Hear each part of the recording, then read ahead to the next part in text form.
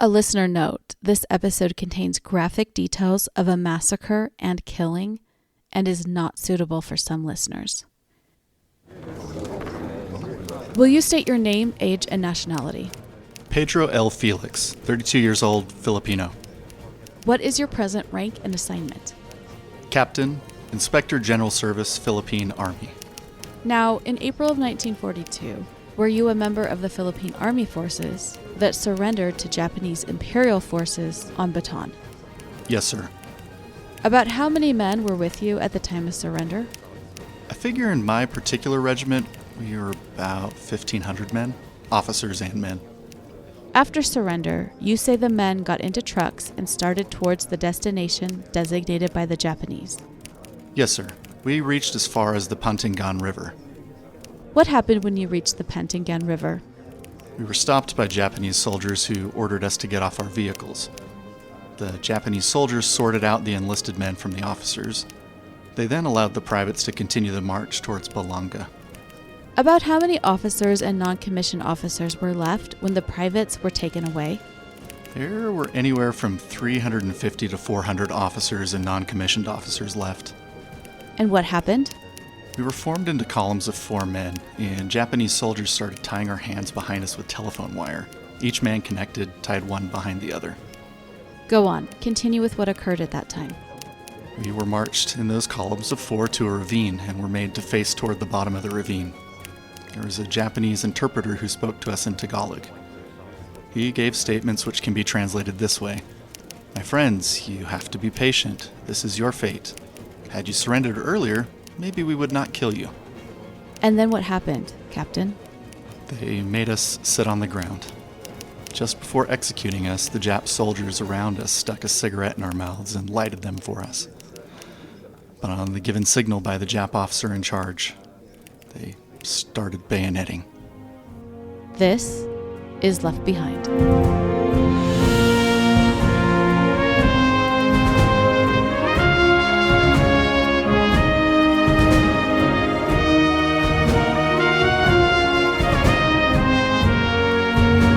Welcome to Left Behind, a podcast about the people left behind when the U.S. surrendered the Philippines in the early days of World War II. I'm Anastasia Harmon, and I tell you the stories of World War II servicemen and women, civilians, guerrillas, and others captured by the Japanese forces in the Philippines. My great-grandfather, Al-Massam, was one of the POWs, and his memoir inspired me to tell stories of his fellow captives. This is the last of 4 episodes about the Bataan Death March. Most of the Left Behind episodes tell the life story of one or more servicemen or women in the Philippines. I attempt to tell their before, during, and after, if there was an after the war. This episode, however, tells about an event, a massacre of Filipino officers and non-coms by Japanese soldiers.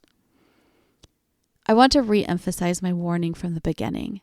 This episode focuses on a mass execution, and it includes details of that. I decided to tell this too little known event because it's important to know about, if only to illustrate what indoctrination, racism, extremist thinking, and war can lead regular, everyday people to do. The largest part of the fighting force on the Bataan Peninsula in early 1942 was the Philippine Army. The Philippine Army, established in 1936, was the Philippines' national army and was made up entirely of Filipino servicemen. Just before the war started, most of the Philippine Army was placed under the umbrella of the U.S. forces in the Far East, and they withdrew with the U.S. Armed Forces to the Bataan Peninsula in early January 1942. Philippine native Pedro L. Felix, a handsome 28-year-old with a young-looking round face and a perfected military stance, his shoulders back and chest forward, was a 1938 graduate of the Philippine Military Academy in Baguio. I posted on Facebook and Instagram a wonderful picture of him looking quite dapper in his uniform, standing with fellow cadets at the academy. The links are in the show description. When World War II began, Felix was a first lieutenant, but in February 1942, while fighting on Bataan, he received a battlefield promotion to the rank of captain. When Bataan fell on April 9, 1942, Felix and his unit were on the far western coast of Bataan, near the town of Bagak. Each serviceman or unit had to surrender individually, so complete surrender of all Allied forces on Bataan took several days. Felix's unit surrendered directly to Japanese forces on April 11, 1942, which was 2 days after General King officially surrendered. Roughly half the military captives on Bataan surrendered at or near Mariveles on Bataan's southern tip. And I described that in episode 28 about Ray Hunt. Mariveles is the official starting point for the march, but along the way, POWs captured at other locations joined the march as it progressed northward along the eastern coastal road of the peninsula. Felix Pedro's unit, however, were captured on the peninsula's west coast. So, upon capture, Felix and the other roughly 1,500 enlisted men, non-commissioned officers, and officers were ordered to march towards Balanga, a town on Bataan's eastern coast. In 1946, Felix testified, "If I remember right, sir, we surrendered about 11 o'clock on the 11th of April 1942, and we stayed there for about 5 hours until they gave us orders to march towards Balanga. Those of us who were lucky to get transportation rode in automobiles and army trucks, while the rest of the men marched on foot." They started for Balanga but drove only about 13 miles or 20 kilometers before stopping at the Pantingan River. The bridge spanning the river was broken and unpassable, so the men spent the night there at the river. Felix continued, "The next morning, we repaired the bridge, and soon after the bridge was repaired, we continued on with our truck. We had hardly gone about 2 kilometers when we were stopped by Japanese soldiers who ordered us to get off our vehicles, and so we had to proceed on foot." The Japanese soldiers had the POWs walk southward for 5 miles, that's about 8 kilometers, down a trail that ran north to south through the Bataan jungle and roughly paralleled the Pantingan River, which was down in a valley below them. They came upon a large downed tree that was blocking the trail, so the group stopped and they came to rest on a hilly, sloping part of the trail.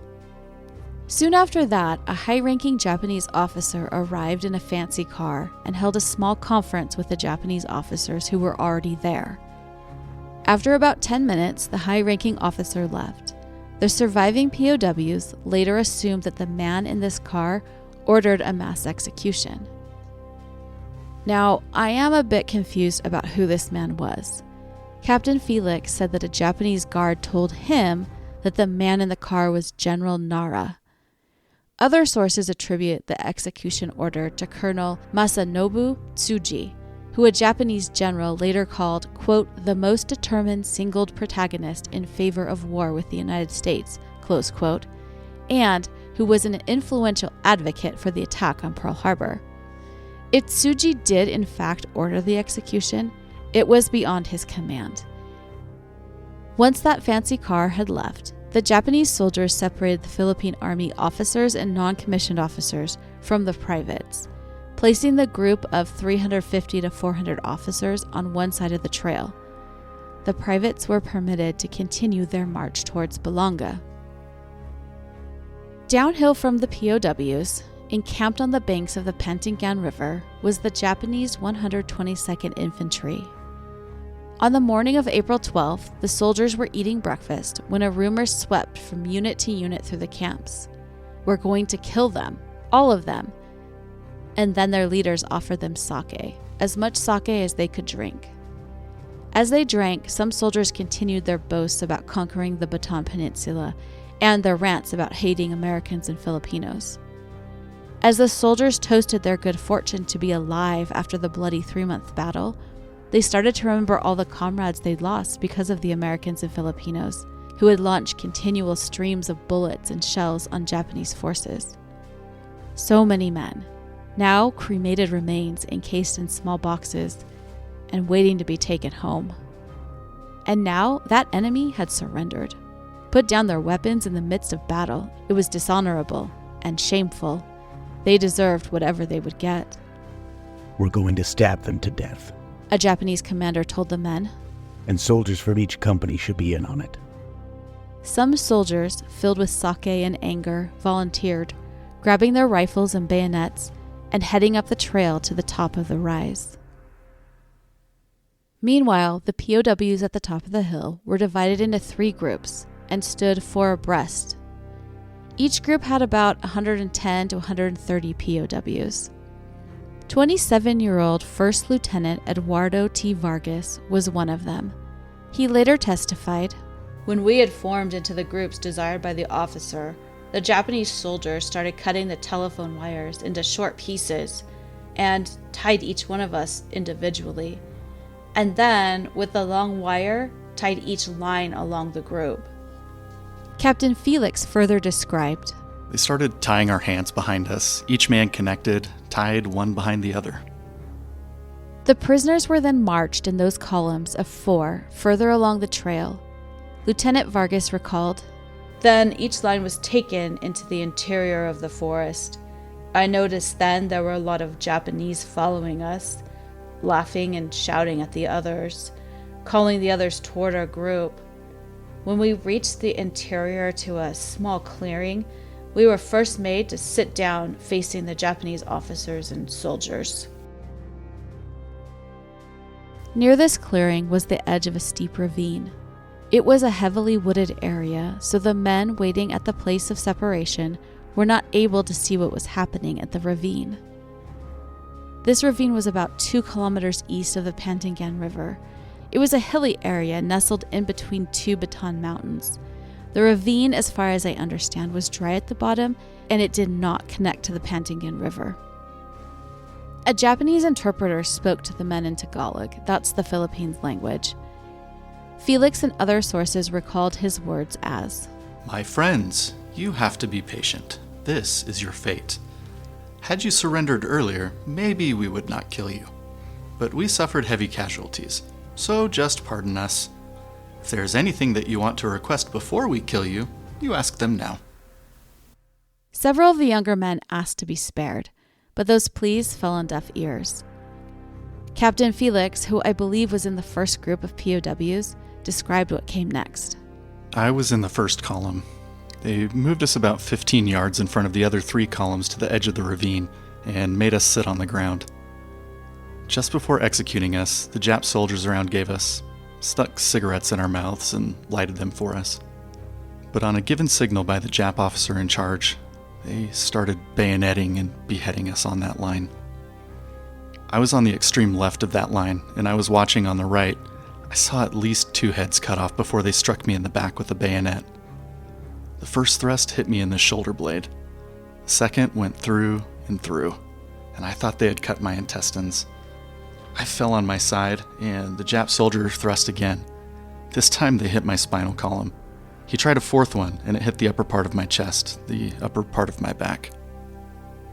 After bayoneting Captain Felix and beheading the others in his column, the Japanese executioners pushed the men over the edge of the ravine. Down in the Japanese camp, Private Isamu Murakami was chosen for special duty because he had excelled in bayonet training.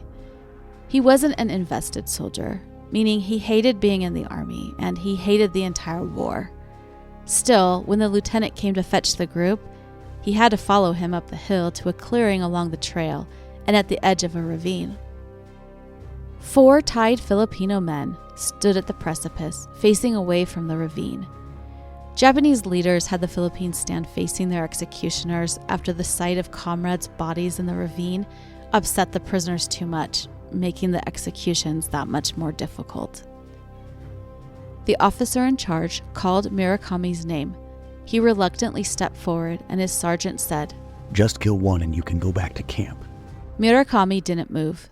The sergeant continued in an angry whisper, "There are a lot of officers here from other units.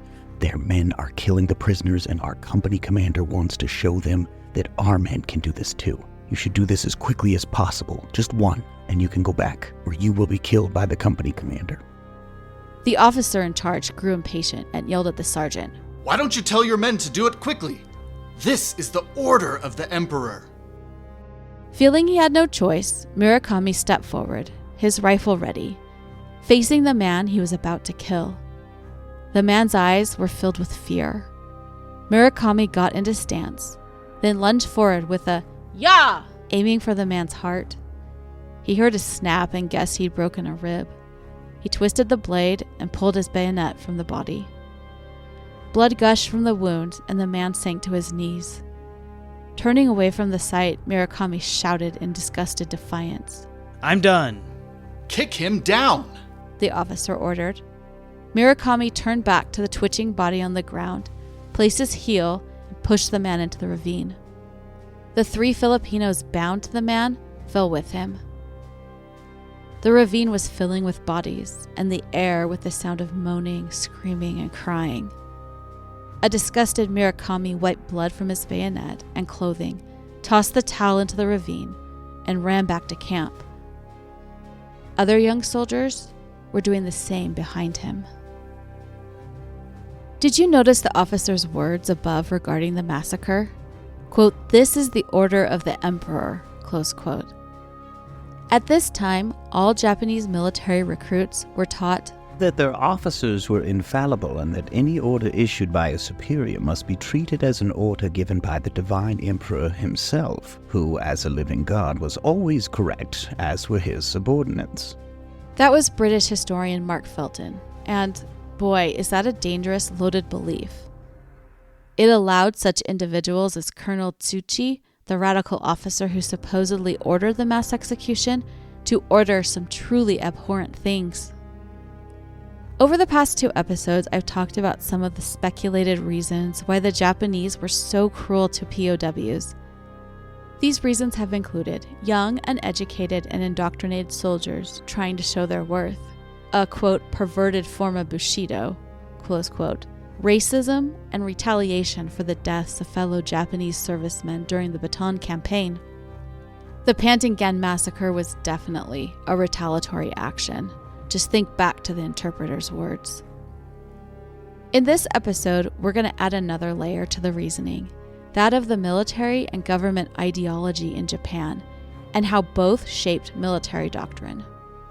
Japan becoming part of Western commerce in the mid-1800s showcased how backward the country and culture was technologically, economically, and militarily. Throughout the late 1800s and early 1900s, Japan sought to become a military power, and they had quite a bit of help from Britain. But the United States, Britain, and other Western nations grew concerned with Japan's rise as a military power, and they took measures to counter Japan's rise. But this was a mistake because these actions increased Japanese feelings that the Western powers, who they wanted to join, looked down on them as Asians, and that the West wanted to, according to a leading Japanese scholar at the time, preserve the status quo and further the domination of the world by the Anglo-Saxons. I've said it before, but World War II really was, as one of its core issues, caused by racism on all sides. And millions of people had to die so various races could attempt to prove they were on top. It sickens me. Japan's military successes in the early 1900s led to extreme patriotism and xenophobia within Japan, which in turn informed the idea that Japan was racially superior to all other nations. Further, as historian Felton continued, in 1890, the emperor had been declared divine, a direct descendant of the sun god Amaterasu, an idea rigorously taught in schools throughout Japan well into the 20th century. Several generations of Japan believed that emperor's divinity demanded unquestioning obedience of not only him, but also his representatives in the government and military. It was a messy setting for nationalist military leaders to push onto their inferiors the ideology that all commands came from and were for the emperor. All this led to Japan becoming a military state with an undercurrent of racist ideas, especially that Japan was a master race, and with an extreme perverted form of the samurai honor code Bushido. Prevalent among these bastardizations was the idea that battlefield honor demanded everything a soldier had to offer, in other words, his life, and that death was preferable to surrender. These beliefs were indoctrinated into military recruits from day one of their training. And the results of such indoctrination were seen in atrocious war crimes committed from the fall of Bataan complete through to the fall of Japan. A Japanese private named Yoshiaki Nagai wanted to join the killing forces, but he was too sick with malaria even to stand. Instead, he crawled up the trail and found a perch above the ravine from where he could see all that was happening. He noticed that some of the prisoners, upon reaching the edge of the ravine, jumped into the ravine rather than wait for execution. Their bodies bounced and their bones broke as they tumbled down to the bed of rocks at the bottom. Up on the ridge, Japanese soldiers had to pick up the beheaded prisoners by the arms and legs, and on the count of 3, Ichi, Ni, San, threw them into the pit. He saw a sunburned American at the feet of a Japanese soldier, the man's red skin making him stand out against the darker skin all around him. The man was wounded but obviously alive, his body flailing around as he lay face down on the trail. He looks like a frog swimming in water, Nagai thought. Then he saw a Japanese soldier pick up a large rock, yell his dead commander's name, and smash the rock down on the American's head. The pomegranate-colored body stopped moving. Private Nagai stayed on his perch until late afternoon, listening to the shouts of executioners with each thrust and the nearly simultaneous screams of their victims. By this point, Nagai's fever was making him too sick to remain, so he crawled back to his camp for rest. Also watching the executions that afternoon from a vantage point above the ravine was Private First Class Takisada Shigeta. Earlier that day, he had refused to join the killing force. He watched for hours as soldiers from his unit left camp, only to return covered in sweat and blood and very thirsty.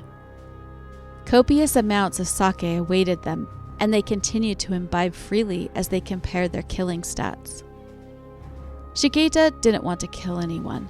He thought surrendering was enough of a punishment for them, and he continued to recuse himself from joining the killing groups leaving camp, despite significant cajoling from his peers. Soon, though, some executioners began to get angry at Shigeta for abstaining. A shouting match started, and his sergeant stepped in, telling Shigeta, "Either go to the killing site or take your machine gun to the hill above the ravine and make sure none of the bodies at the bottom try to crawl away." Shigeta chose the latter, taking his machine gun and best friend to the top of a hill overlooking the killing fields. The sight was disturbing. The ravine was filling up with bodies. Moans, cries, screams of suffering men echoed around the hills. The breeze on that hot, humid day brought the nausea-inducing smell of blood. Imagine standing in front of a prisoner and watching his eyes at the very moment you pierce him with your bayonet, Shigeta thought as he watched the executions below. After some time of stupefied watching, the two men decided to fire a few rounds of machine gun bullets at the opposing, bodiless hill, just in case their sergeant realized they weren't firing any shots. Lieutenant Eduardo Vargas was likely among the latter group of prisoners to reach the edge of the ravine. Vargas recalled, While I was smoking, I tried to pray that if I be killed, I'd be killed instantly without any hardship. And I raised my head and saw a Japanese sergeant pull out his saber and raise it up. I just bent my head as far forwards as possible and prayed that if my neck would be cut, just cut it clean and through, without any hardship. Suddenly, I heard shouts behind me, and I felt a thrust in my back. I moved my body forward, following the thrust, and let myself fall down. He was bayoneted on the right side of his back. He and at least two of the men in his column survived the fall into the ravine. One of the men fell on top of Vargas, covering his legs. Another man covered his back, so that Vargas was completely covered for the remainder of the massacre.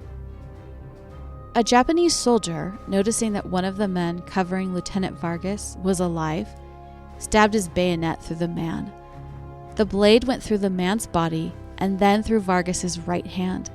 Somehow, Vargas did not cry out. Now, I'm not certain how far down the ravine Vargas and his companions were. Seems to me they may have been among the last men massacred if they were still close enough for Japanese bayonets to reach them. The Japanese soldiers left, and the other POW covering Vargas's body called out, "Damn you Japs, come back and finish me off. Kill me." Stop! Stop! Vargas replied in a harsh whisper. They will come back and maybe find some of us alive and actually kill us all off. "Partner, please let me die. I can't stand it anymore." The Filipino soldier responded. He then shouted again to the Japanese, a couple of whom came back and stabbed him 3 times. They then noticed that the other man on top of Vargas was alive and stabbed him 4. Meanwhile, Vargas Didn't move and even tried not to breathe so that they wouldn't notice that I was alive. Vargas stayed in that position until dark, and he was certain no one was around anymore. His bonds were loose, so he stood up and undid them. Then he looked around to see if anyone else was alive. Not finding anyone, he ran away as fast as he could. At dark, the killing stopped. Captain Felix recalled, The massacres started about 3 o'clock in the afternoon. At about 5 o'clock that same afternoon, there was hardly anybody living. I was conscious all the time, but I didn't move. I could not move because there was a Jap soldier going back and forth, and I was afraid that he would discover that I was alive. I waited until darkness came, and at dark I removed my head from under Lieutenant Jacinto's already stiff legs and tried to rest. There was no sound at all from my companions, and it seemed to me that I was the only one living there. My problem then was how to free myself from the rest of the dead. I was so desperate myself that I tried to commit suicide. I didn't expect to live anyway, so I tried to press my nose on the ground and force myself not to breathe. But nothing would come of it. I got tired of committing suicide and thought of a way to escape. Since the ground was sloping, I had to brace myself, brace my feet on the ground until the wire connecting me to the rest of the dead men would come across my mouth. And every time it would come across my mouth, I tried to chew the wire. It took me 3 hours before I could cut the wire that connected me with the rest of my dead companions. While Captain Felix was attempting this, he heard groaning several yards away. He called out, "Are you still alive? Yes, I freed myself from the wire.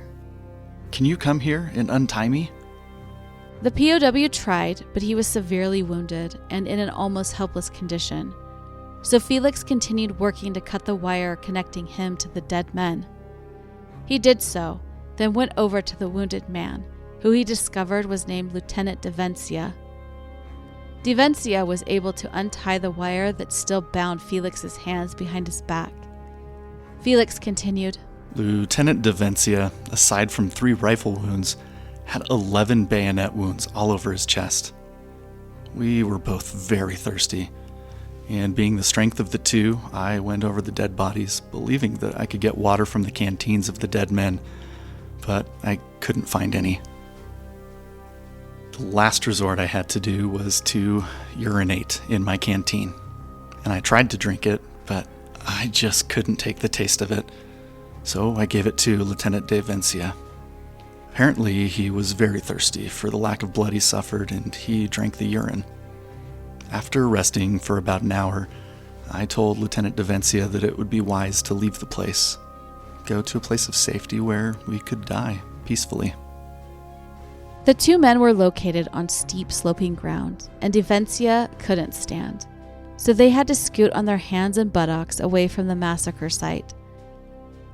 When he had fallen into the ravine, Captain Felix knew he was facing north toward the place of massacre, and that knowledge helped him determine which direction to go now.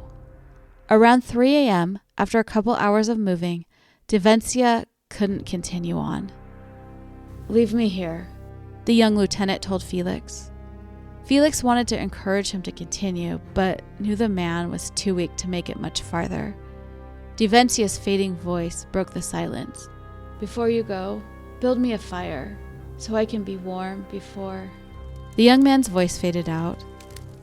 Felix began gathering sticks, and when the fire was crackling before him, Devencia had one last request. If you should reach Manila, please find my family and tell tell them what happened to me. Felix nodded in acceptance and reluctantly left the young soldier in the middle of the Bataan jungle. It was the last time anyone saw Davencia, and I do not know if his body was ever recovered. While Felix and Vargas were escaping the massacre, the majority of the Japanese 122nd Infantry, who had carried out the executions, packed up and left the Pantingan River for another bivouac.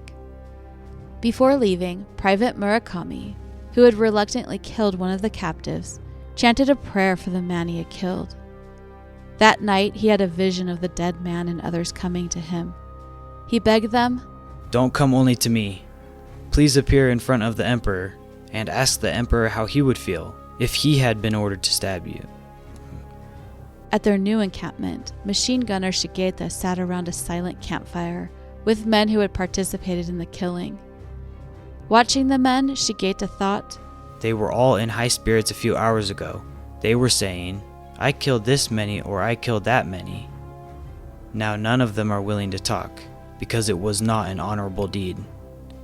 and despite not taking part in the massacre, Shigeta knew he would never forget the echoes of the dying men in that valley.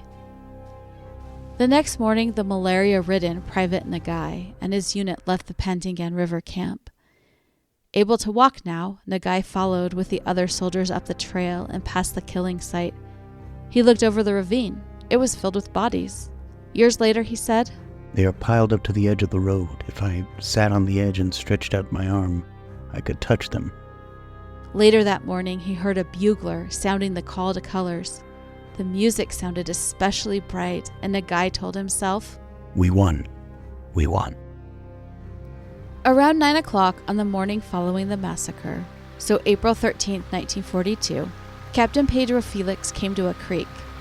As he approached the water, he heard rustling in the leaves. Startled, he looked behind him and saw two Filipino non-commissioned officers that he recognized. They were both weak and wounded, one with a cut at the base of his neck that exposed the spinal column bones where his head and body connected. The three men washed their wounds in the creek and drank much-needed water.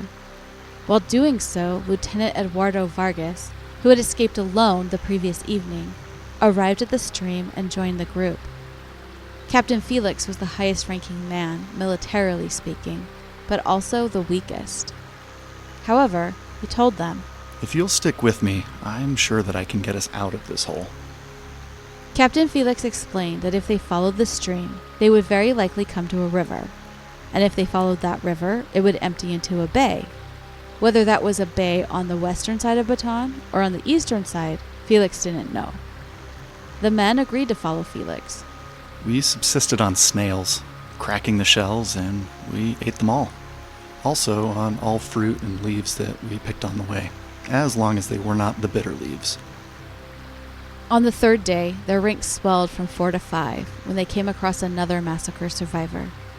On the fourth day, they stumbled into a sector where Captain Felix had been previously assigned.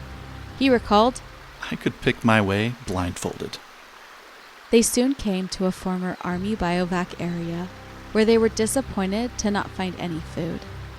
They were just about to continue their journey when two Japanese soldiers on horseback approached the area, stopping at the river to let their horses drink. Luckily, the 5 men were still hidden, and they remained so. Soon after the riders left, a Japanese vehicle convoy passed on the nearby road. After those 2 close calls, the men decided to continue hiding for the day. After dark, they resumed their journey, staying along the river rather than risk exposure on trails or roads. They were back down to 4 men now. The sergeant whose spinal column had been exposed couldn't continue. Captain Felix says that by this time, at least some of the man's brain was exposed, and maggots had already started infesting the wound. He was just too weak to go on. The 4 remaining men stopped for the night and slept, only to discover, at first light, that their camp was 50 yards away from a Japanese bivouac area. They quickly left, staying in the jungle as they paralleled the main mid-peninsula road. Heading west toward a Filipino town, they came upon farmers who knew Captain Felix and who were able to give the men shelter medical aid, food, and water. On April 24th, 2 weeks after the massacre, a still wounded Captain Felix arrived at his home in Manila, dressed like a peasant and riding in a horse-drawn kalesa. That's a two-wheeled carriage. He had joined a group of Bataan refugees headed north. Once at home, he told his family his astonishing story. I don't know when Lieutenant Vargas arrived home. Both Vargas and Felix lost track of the other men in their group. And as far as Felix and Vargas knew, they were the only two survivors of the massacre. In January 1946, mere months after Japan surrendered to the United States, General Masaharu Homma was brought before an American war crimes tribunal in Manila. Homma was the commander over all Japanese forces on Bataan during the Battle of Bataan and during the Death March. The Allies held him responsible for the actions of all the men under his command, although he insisted that he did not know the details or atrocities committed during the march. He was charged with the war crimes that occurred during the Bataan Death March, including the Pantingan River Massacre.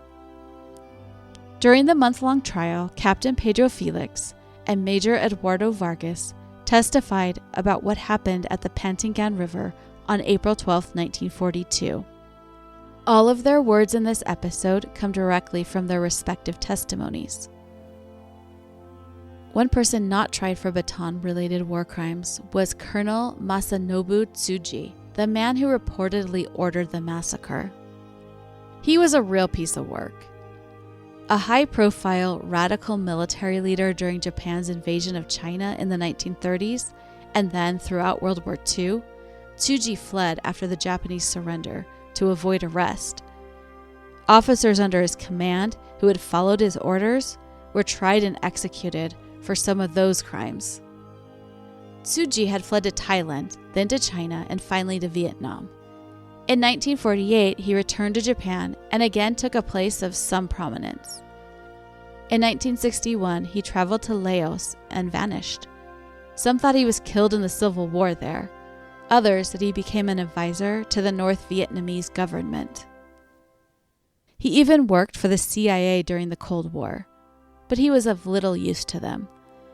Declassified agency documents state that he was, quote, extremely irresponsible, will not take the consequences for his actions, close quote, and that he was, quote, the type of man who, given the chance, would start World War III without any misgivings, close quote. I just have no words to describe this despicable man. It is men like him who I believe we can really blame for World War II atrocities. And isn't it disgustingly ironic how dishonorable and disloyal his orders and actions were, considering that he was part of the military leadership indoctrinating young, impressionable men about the absolute importance of honor and loyalty. Now, I do not know what happened to Captain Felix and Major Vargas after the Homma trial. I've tried to find historical records or newspaper articles, but I've come up empty-handed. However, they were not the only two survivors of the Pantingan River Massacre.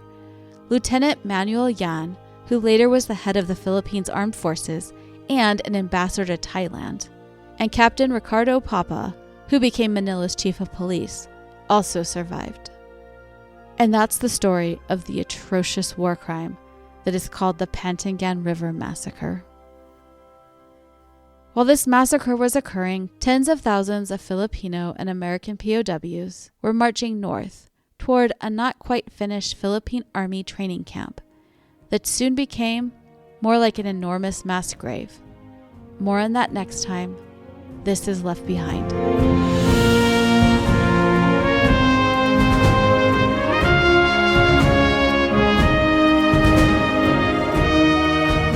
Thank you for listening. You can find pictures, maps, and sources about the Pantingan Massacre on the Left Behind Facebook page and website, and on Instagram at Left Behind Podcast. The links are in the show description. And by the way, I did not post any explicit images. If you'd like to know more about the massacre, I suggest the book Tears in the Darkness by Elizabeth and Michael Norman. The Normans interviewed several former Japanese soldiers for their book, which is where I obtained that information for this episode. If you appreciate this podcast, please subscribe so you'll know when I drop a new episode, and consider leaving a review wherever you listen to podcasts. Left Behind is researched, written, and produced by me, Anastasia Harmon. Voiceovers by Tyler Harmon, Jake Herrenberg, and Connor Davis. And I'll be back next time with a literal train ride to hell.